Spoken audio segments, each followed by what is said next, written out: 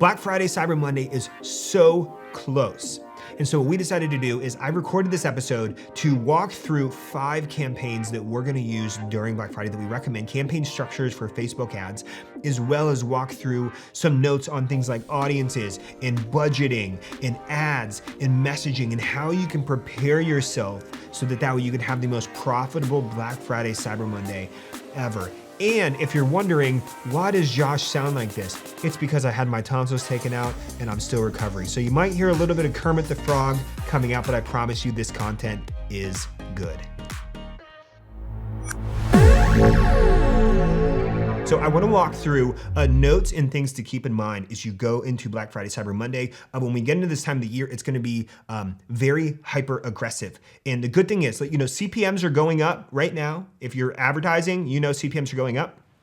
But so is buying behavior. We're in this lull right now where prior to Black Friday, you may have noticed a little dip in results than you're used to in your advertising in general. People are in this stage of their shopping, their window shopping, and they're saving to their carts and they're bookmarking and they're waiting, they're wish listing right now. So when they get close to Black Friday, you're gonna see things start to go up like this as far as like buying behavior goes. And so to harness that momentum and that energy in the marketplace, hitting it with advertising is so critical. And so I'm gonna walk through, and as I do this, I want you to treat these tactics, the things I'm gonna cover, I want you to treat them like a buffet versus like a 7-course meal.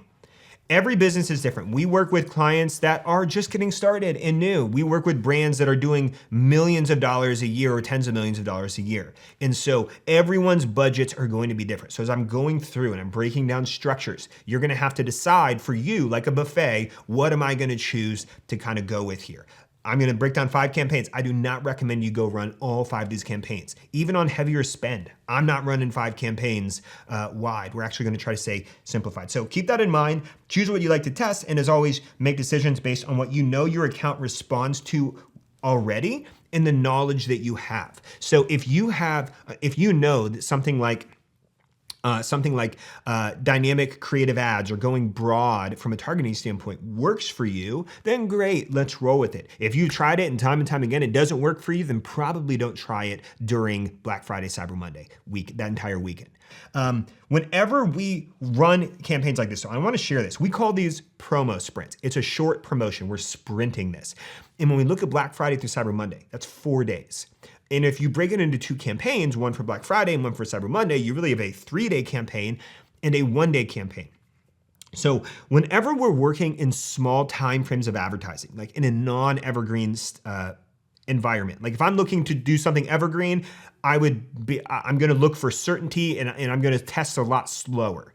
When we are going into something like this though, I like to take a percentage of budget and honestly just test things I haven't done before. So some of you have attended our live bootcamp. We do them once every 4 months. Next one is at the end of January. You should all attend. It's gonna be really awesome, tons of enhancements. All that said, when we do our boot camps, we get to this point where we're spending $5,000, $6,000, $7,000 in a day on our stuff. So when you start spending heavier, and I'm not saying you're all gonna do that. Some people watching this are going to be spending that. And when you're spending more than you normally would, I like to take a percentage and try to just try new things. I like to try new campaign structures I've never tried in a short promo sprint. It's something that we use, hey, what's proven, what we know already works, what audiences, what ads, et cetera, and then I'll try to introduce new things. Just because it's a short window and it's a small commitment, I'm not committing on an evergreen basis. It's just, let's break some things. Let's try some new things with a small percentage of our budget. Okay, that said, let's dive in. And so here's what I did. We're gonna talk about campaign structures, ads, messaging, budgeting, etc. But I actually crossed them all out so you can't all see them ahead of time. So first things first, as far as campaigns overall goes, less campaigns is more. So we're trying to stay as narrow as possible. So like I'm not looking for a million campaigns. I'm gonna break down 5 campaign structures today with settings and how they all look. And I'm not looking to launch all of those. I'm trying to actually try to stick with 2, max we'll end up going 3 if we're gonna try something unique. And so less is more. We wanna go deep. We don't wanna go wide and have things like competing with each other. We just wanna go, hey, let's get all of our budget optimized going deep versus wide. And that also goes for ad sets. So if I'm doing a campaign with with ad sets, I'm not trying to have 10 ad sets in here. We're trying to go 2 or 3, or in some scenarios, 1. We're trying to go deep, because what happens is we'll spend deeper. Facebook will get more data a lot faster because we're in a small window. We want to get as much volume as possible so that it can optimize as quickly as possible. All right, that's first thing. Next thing is to design for placement. Now you cannot do this if you're running what's called a dynamic creative ad, or a DCA. You can insert different images, but they're going to be square. And those of you that run DCAs, you know what that means. All the other scenarios, we're going to run and design for placement. So when you upload your creatives to the ads manager, if you upload a square image, you can also upload a horizontal and you can upload a vertical, so that way it's designed for right-hand column placement. It's designed for audience network. It's designed for stories and for reels. And so we're going to design for placements, because what this is going to do is this is going to remove delivery restrictions. When we restrict, and I was just in an account yesterday, and they had all of it targeted to only the Facebook newsfeed, and their CPMs were almost double what it was when they were running advantage placements all over the place. This is important because we don't want to have restrictions, and if you only have a square image uploaded, it's not going to run good placement in anything else, or in a lot of places. You're going to be excluding a lot of those. Facebook's not going to prioritize them because it's not really sized for it. So keep that in mind.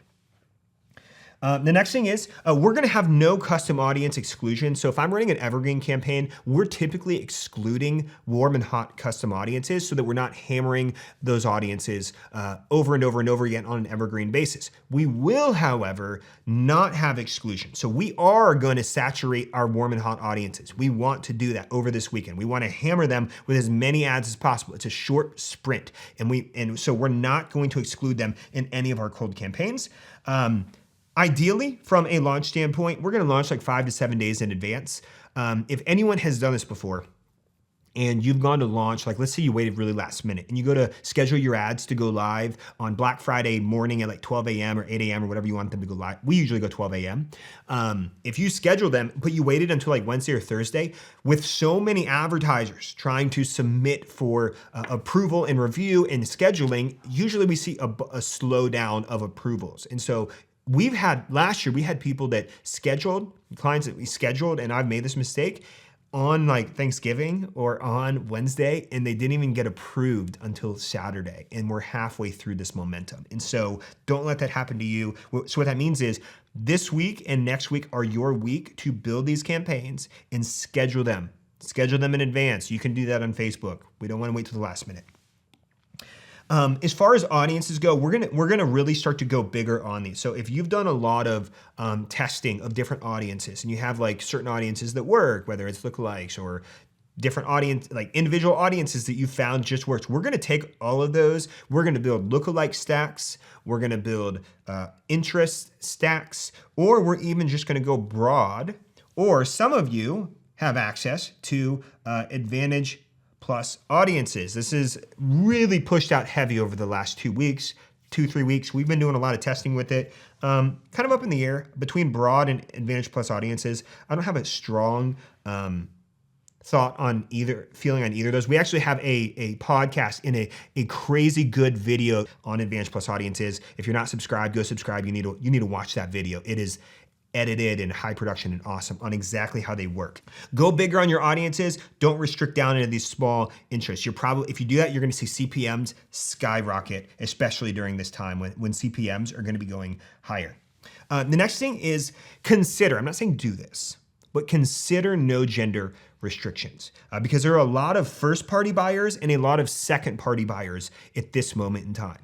I saw a big wave in the last week of ads for buying for my wife, Kelsey. Like I'm seeing all kinds of ads of things that you should buy for your wife. And Facebook's algorithm is very intelligent. It knows who those people are. And so if you normally target men, for example, consider opening up to women, knowing that there are going to be women buying for men and vice versa, right? So consider no gender restrictions because there's going to be a lot of first party and second party buyers. Facebook's algorithm is very intelligent. It knows who those people are, when to do it. And so just kind of rely on the algorithm to really carry some of that. So consider that, all right? Take your products, your ideal customer, all of that into consideration when doing that. All right.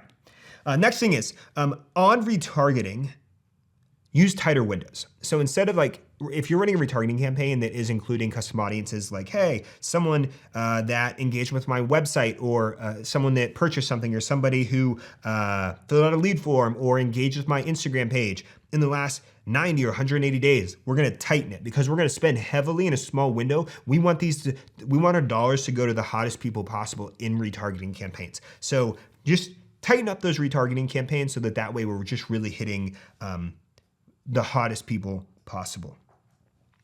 Next thing is make sure you have a backup payment method. And this is just a little technical here, and you're ready to spend. So checking balances, say, hey, where's this line of credit at, or where's this credit card balance sitting right now? What's my max, right? If I'm getting real close, if you start getting if you're gonna spend heavy and you're gonna get a decline on Facebook, you're gonna risk account disablement or restriction. And so just to alleviate from that, this is a good practice anyway. Always have your backup locked and loaded, ready to go. I'm just covering baselines here, everybody. These are the boxes. Just make sure you check these boxes.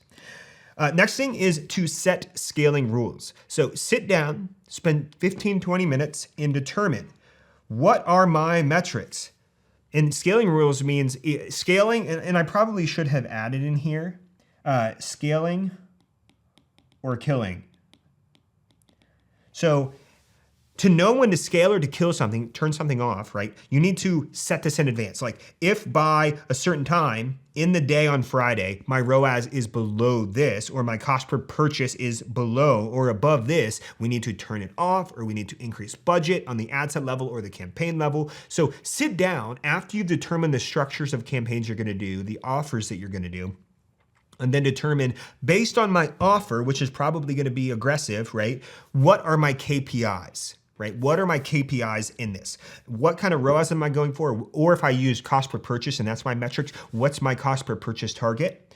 And make decisions based on those deep level metrics. And then make those decisions throughout the day. I'm going to turn off, turn on. Because once we launch these, the goal is not to be going and launching more ad sets and launching more campaigns. We're trying to launch on Friday morning, and then all we're doing is we're turning off, we're just trimming fat throughout the weekend. We're turning off things that aren't doing well, and we're scaling things that are doing well, that have already launched. They're just getting more optimized by the hour. And so set scaling rules and also set killing rules, so that way as you're kind of going, you're trimming fat, and then by the time you get to Sunday on the Black Friday weekend as an example, and you do the same thing on Monday, you should have your best assets forward. You should have your best ads, best audiences, best campaigns. Those should be really thriving because you've trimmed fat along the way. And then those should be just really optimized, especially because it's the last day and we're gonna expect that urgency to really kick in. The next thing here is to set predefined decision-making windows if you're spending more than usual. So for example, I don't know what everybody spends here on ads, but set these predefined windows. So if you're gonna, this is just an example, 10 a.m., 2 p.m., 6 p.m. So when we start to spend aggressively, when you have a lot more dollars going out, it's good. And this is good practice in general. I think you should consider doing this in general. But if we're spending a lot heavier, we're gonna check in at, say, hey, at 10 a.m. we check in, we look to the scale or the killing rules, and we apply that at 10 a.m. We do the same thing at 2, we do the same thing at 6. All right, so we're gonna make these windows, and then we're gonna make these rules, and we're gonna apply those rules in these windows each day, Friday, Saturday, Sunday. Block it in your calendar and make sure that you do that. Next thing we're gonna do is when you go to schedule a sales campaign, a purchase campaign, not all stores and products can do this. And if you sell personalized products, like some people sell personalized jewelry in our program, sometimes it's not always enabled and you're not always able to do this. But when you go to launch a sales campaign and you choose the conversion of purchase, you can actually choose whether you want them to go to your website or website and shop. I'm gonna recommend using website and shop as a conversion location so that way Facebook will know if someone, it basically means they could check out on Instagram or Facebook natively within the apps without leaving the apps. If you have products that could happen, Make sure everything is set up so that way you could sell those natively within those apps. Facebook's pretty smart. We have one client of ours that's grown a ton in the last year. And he shared that 65% of his sales in the last month have come from the actual shop feature, which is when they click on the ad, Facebook knows, is this person likely to check out in the app or should we send them to the website? And he's seen a huge spike in that. And so I share that because I think this is what you should have. Let's give the option to Facebook for this. Okay. Final thing on the campaign structure, these are just notes, by the way. So final thing on notes, it's just to test new things. I'm going to show you some 5 structures. If you've never done one of these, go try one of these. And if you don't know which one to try, I'm going to tell you, and it's going to be the first one I'm going to show you. Ads and messaging, consider positioning your copy language toward gifting. Keep in mind, remember, there's first and there's second party buyers.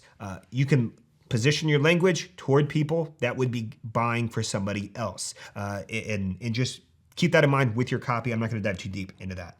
The next thing is to theme your ads. And if anyone here has gone through our ad lab process, you figured out, you found super ads, or you're running ads right now. If you have ads that are like evergreen, you have ads that are already working, but they're not like holiday ads, right? All we're going to do is we're gonna let the evergreen, the stuff that's already working that we're running, we're going to let that keep running. But when we launch these new campaigns that I'm going to show you, we'll take winning ads and then we will just overlay Christmas theming on them or overlay Black Friday, Cyber Monday theming on them. And so when we overlay the theming, it just simply means we might be adding emojis, we might be adding an offer to the headline, we might be adding some banners or some flares, some ribbons or something like that on the creative, or we might add something in the primary text. But they're staying like 80% the same, we might change them 20%. So we're not going and doing this huge like ad lab, we're testing, if you're familiar with our ad lab process, we're not going and doing all of this testing around our ads in advance. We're just literally taking what we've already seen working and we're just overlaying theming on top of that. A final thing on ads and messaging, my advice is to go deep on offers and harvest the more profit later. So now we're in this phase where people are shopping for deals, right? They're trying to get deals, right? It makes sense. Everybody wants them. This is that time of year. And you can be resistant, right? You could say, hey, no, we don't do deals here. We're not doing any offers. I'm not giving away any margin, blah, blah, blah. But here's the thing, your cost per acquisition, you won't get a deal, you won't give away a deal, but you're also not going to get a deal on the cost it requires you to acquire a customer. And so your customer acquisition cost is going to go up like this. But if you tie an offer to it, it's going to go down and it will off most of the time. And if you do it just right, it will more than offset how much you're giving off. So if I was giving off 25 or 30% on something, or I give you a crazy deal on something, and my cost per acquisition plummeted lower than that amount, then it would make up for the gap. And so I'm not going to dive too deep into that. Go deep on offers because remember, lifetime value is a real thing. We want to stack the deck with as many customers as humanly possible between today and the end of the year. So as we go into Q1, we go into a generally slower season for e-commerce. Guess what? You're going to have more customers. And then email is going to harvest revenue without having to use ad spend dollars on them. So go deep on offers. Even if it's a break even, I'm cool with that. If I can break even and just get customers for free, awesome. I'm going to get them buying from me the next time around. And I'm going to still email to them all the time. Okay. And then final thing here on budgeting before we dive into the campaign structures. First things first, consider testing a lifetime budget. We see different accounts respond differently to this. So you have daily budget, right? And then you have lifetime. So a daily budget, if I was spending, I'm going to say $300 in the whole weekend. Let's make this really easy. I could say daily budget, $100 per day. Or I could set lifetime budget starting on Friday and ending on Sunday, $300. And so while you might think it would spend evenly, it usually doesn't. Lifetime budgets behave differently. And so it starts out slow and it starts to gather data and optimize and say, hey, who's clicking, who's adding to cart, who's purchasing. And then once it locks in on the actions you're going for, we usually see it spend the most toward the tail end of it. So it does a natural scaling progression for you. I say this because, again, if we're testing new things, if you've never tested a lifetime budget, you can overlay that strategy on any of these campaigns I'm going to show you if you want to test some waters. All right. Next thing is to determine what I call your starting line for Black Friday, Cyber Monday weekend. So keep your evergreen ads running. Don't just go shut those off. Keep those going. But decide how much am I going to spend? So for example, I'm going to spend $1,000 over Black Friday weekend or $500 on Cyber Monday. And when we go in on this, I don't want to say, hey, I'm going to spend $1,000, so I want to spend $200 on Friday, $300 on Saturday, $500 on Sunday. It would make sense, but we don't want to do that. We would actually rather start with an even dispersion of everything. And then as we see things doing well and we trim the fat, then we start scaling budgets later and we spend more than 1,000. So commit an amount over the weekend and over Cyber Monday. Commit your amount and then go in spending as if you were going to spend it evenly over those days. That's our recommendation. And you go in, and then because it is easier to pull back your spend than try to catch up and spend. So if you started with $200 a day on Black Friday and you lost the momentum, it's hard to just start increasing budgets and trying to catch up. We'd rather go hotter out of the gates with like $333 per day in that example.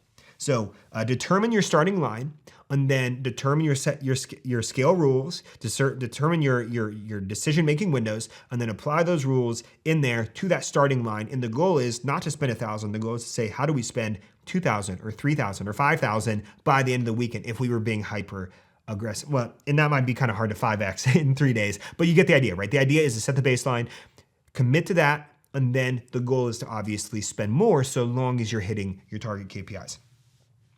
Okay. Other thing, remove emotion and scale according to those preset scaling rules, and then increase budgets in existing campaigns and ad sets versus duplicating them. So we do some strategies around duplication in the Max Profits membership. We see it do relatively well. We're not going to do that during this time. So this time we're going to actually increase budgets in those campaigns we launched on Fridays. Like let's say an ad set is doing really well. I'm not going to duplicate that ad set and have it start fresh. I'm actually just going to be bumping the budgets of that ad set. We're trying to go deep, not wide. Because we have these small windows, we're trying to get things to really move.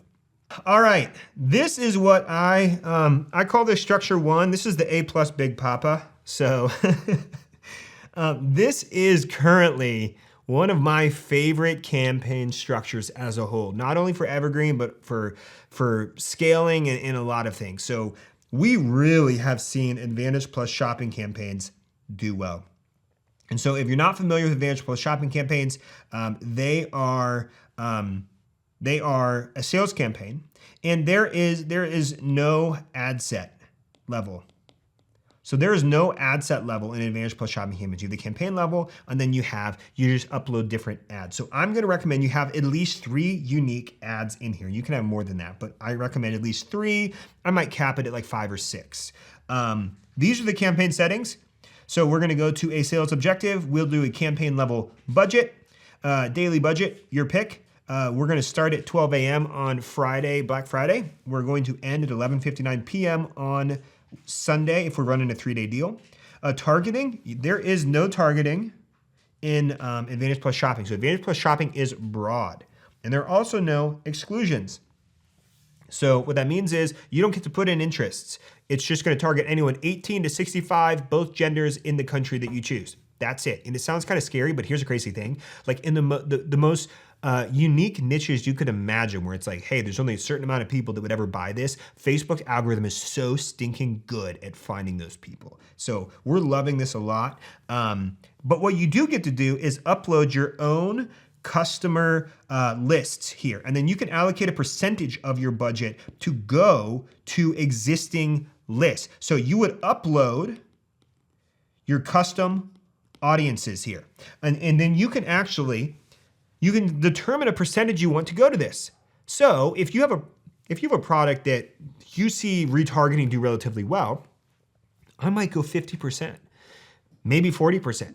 You could choose a high percentage, so that the cool thing is within this single campaign, you have your we're going to hit cold audiences and we're going to hit warm and hot audiences that are in those custom audiences. So we upload or we select. And so that's the great thing about this. This is the all-in-one campaign. So if you're like, hey, Josh, if I didn't have more than, call it $500 to spend, maybe even 1,000 over the weekend. If I didn't have more than 1,000 to spend and I had less than 1,000, this is the only campaign I would launch. It would be this one campaign. I would go this structure. I would put my existing customer allocation of the budget to like 50%, 40%, something pretty high. Then I'm going to, we're not doing a dynamic creative. We're just uploading 3 unique ads. I might even do, yeah, if I had less than 1,000, I'd do only 3 ads. But if you had more, you might upload a couple more ads than that. But that's it. And as far as attribution window, it defaults to 7-day click, 1-day view. This is my recommendation, 1-day click, 1-day view. And I'm gonna get real nerdy with you all just real fast. The reason we're doing 1-day click is because 1-day click uses something called modeled attribution. So Facebook has to make assumptions as to people buying, because right now with the 7-day window, Facebook has delayed attribution like up to 48 hours. It can take up to 2 days. Someone could buy today and it doesn't show up in your ads manager for 2 days. It's really annoying. 1-day click in view window, it means Facebook's gonna have to model and make assumptions based on data. And since we're working in small windows, we need to have that window of attribution a lot tighter. So we're gonna move to 1-day click, 1-day view. And this is just a little note here. We're all in on Advantage Plus Shopping right now. It allows you to hit warm, hot, and cold in a single campaign. And it generally sees the best CPMs, cost per clicks, and overall results. Hands down. Evergreen promo sprint, we just see these do really well just as a whole. So I would do this all in if I had less than $1,000 to spend over the weekend. Okay. Now, another structure you could consider is what I call the broad isolator. So here's what it looks like. One campaign, it's gonna be a sales campaign. We're gonna go like 3 ad sets, but they're all broad. So what this means is there's no targeting. Like you're not adding interests, you're not adding lookalikes, you're not adding, remember, no exclusions. We're not adding warm and hot exclusions. This is so we're just saying, hey, Facebook, women, ages, or all genders, all ages. We'll only choose demographics here. And so we'll have 3 broad audience ad sets. They're all pretty much the exact same thing. And then we will have a different unique ad going to each broad audience. And so how we'll set this is a campaign level budget. So the budget is set here. This is how we're spending. And then what's gonna happen is, as we spend this, Facebook's gonna detect which of these ads is doing the best and which one isn't. And it's gonna likely begin allocating spend on your behalf. So it's gonna put a little, a little bit of money here, a little bit of money here, a little bit of money here, and then it's gonna start to figure out, oh, this is the one that's doing the best. And then it starts stacking the budget primarily in that. And this allows you to just come in, and if ad 3 is sucking, you could just turn off. You just turn that ad off. Or turn the ad set off and it would shut off the ad. And so we're not gonna do dynamic creative. Same thing on the attributions, 3 unique ads. And so this structure is basically gonna isolate which ad is performing, and then it'll shift budget to that, or you can force the shift by simply shutting off poor performers. Again, if our goal is to not make a lot of new changes and launch a lot of new things, we just need to give all the options, and we just wanna be in there trimming fat by shutting things off. So this is what I call a broad isolator. The third type is the audience ad isolator, where we'll load all 3 unique ads, you'll notice, in each audience. So this one might be a lookalike stack, where you stack a 5% lookalike of your purchasers, your website visitors, your Facebook page engagement, etc. Right? You stack lookalikes. This one might be a stack of all the interests that you've seen do really, really well. And this might be a different stack of interests that you've seen do really, really well. And so we're gonna come in here, but you'll notice there is a change. We are doing an ad set level budget so we can control what this will look like. If you don't do ad set level budget, it's gonna likely shift all your budget to the largest audience within here. And so we're gonna launch here. We're gonna use winning audiences, no exclusions, same thing, 3 unique ads. So how this is gonna work is we can then shut, the optimization process would basically be shutting off ads within each ad set to then shift budget to the winners. So budget's gonna come in, it's gonna spend a little bit on each one of these. So you got ad 1, you got ad 2, you got ad 3. This one will spend a little bit, 2 will spend a little bit, 3 will, and then it's gonna like latch on to 3, and it's gonna put all the budget in 3. And maybe 3 does really well, and then just let it keep going. But maybe 3 sucks. And if 3 sucks after it's spent a certain amount and you've used your scaling rules in your defined decision-making window, then you may come in and just turn off 3. And then that way it will shift budget into 2 or into 1. And we're gonna do this process all the way until Sunday. Okay, That is number 3. Let's go to number 4. So I want to talk about retargeting if we're going to do retargeting.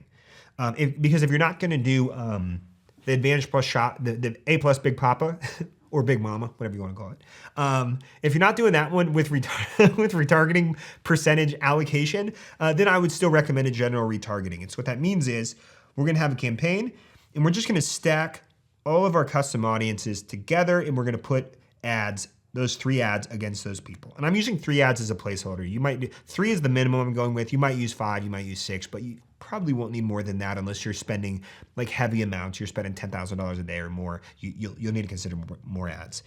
So what this looks like is we're going to run a sales campaign level budget. We'll probably just, depending on how many are in your audience, how big your custom audiences are, you may have a couple ad sets if you decide to break them out. But if you don't have a lot of custom audiences, like less than 100 to 200,000 people in your custom audiences, just throw them all into one. Pick your budget.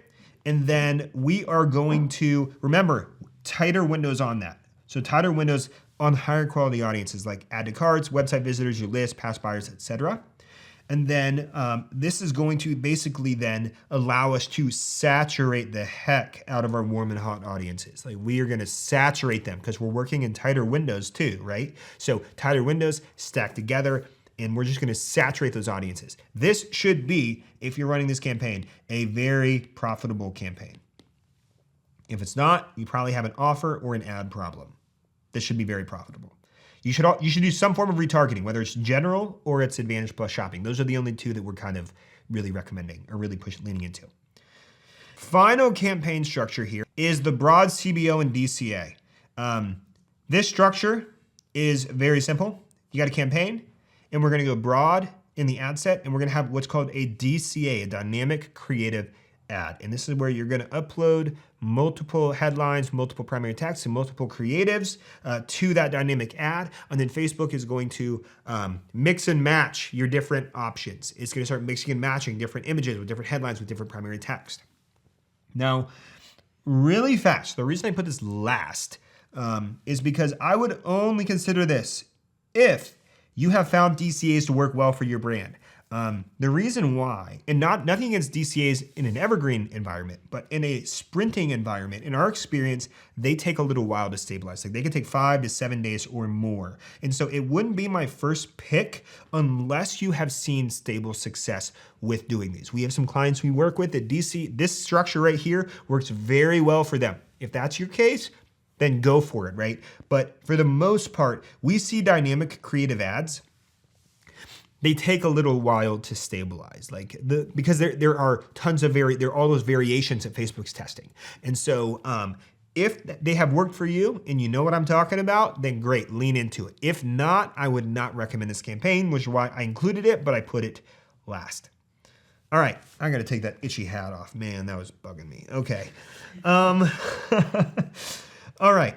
So these are the 5 campaigns. I'm going to overview them one more. I'm just going to walk through them. So the A plus Big Papa, this one, if you spent less than $1,000 over the weekend, I would just use this one.